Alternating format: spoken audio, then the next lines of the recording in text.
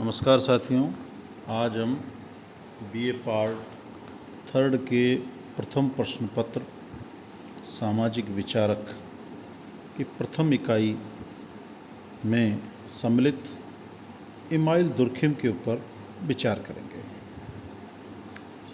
Email Durkheim का जन्म 15 अप्रैल 1858 को फ्रांस के एपिनल कस्बे में हुआ।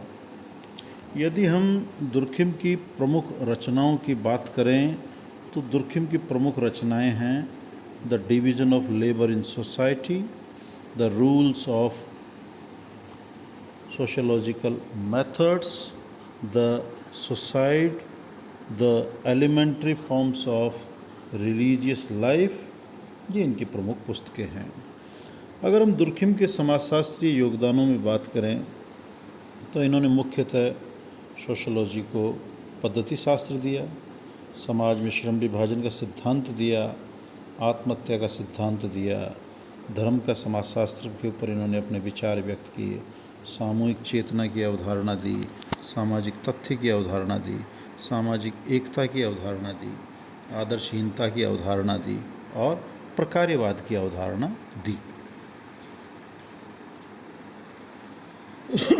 सिलेबस में हमारे दुर्खिम के 3 बिंदुओं पे फोकस किया गया है।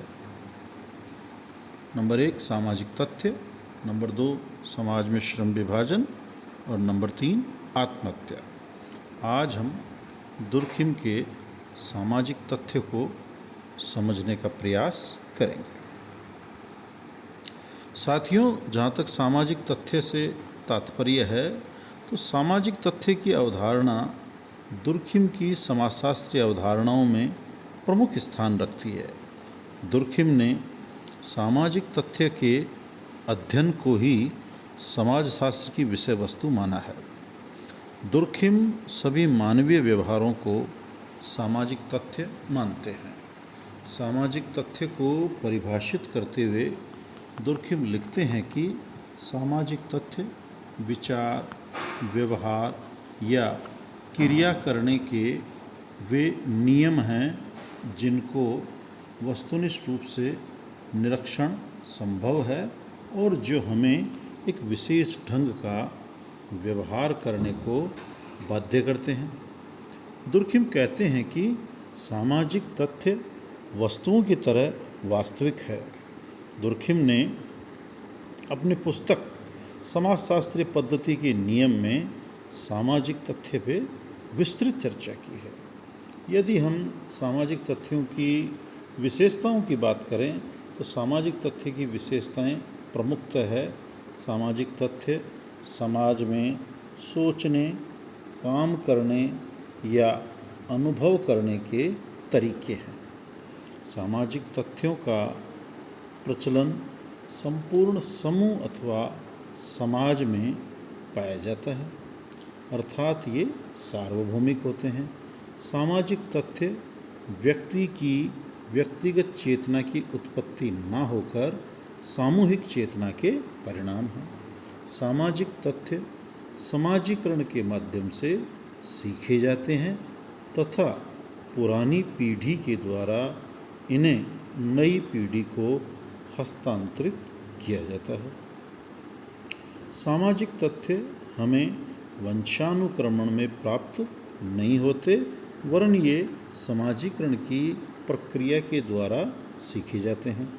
सामाजिक तथ्यों की एक अन्य महत्वपूर्ण विशेषता यह है कि इन पर व्यक्ति विशेष के विचारों या क्रियाओं का प्रभाव नहीं पड़ता, अर्थात इनमें बाह्यता का गुण पाया जाता है। और इनकी अंतिम विशेषता है कि सामाजिक तथ्य की ये एक महत्वपूर्ण और अंतिम विशेषता है कि ये व्यक्ति इनकी पालना बाध्यतामूलक रूप से करता है।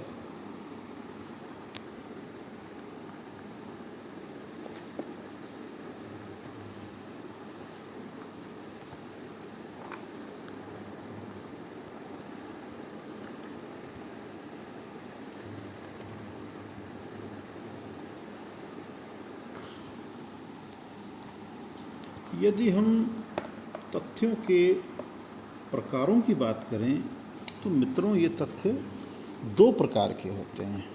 एक तो सामान्य सामाजिक तथ्य और दूसरा है असामान्य या व्याधिकीय सामाजिक तथ्य। पहले हम चर्चा करते हैं सामान्य सामाजिक तथ्य।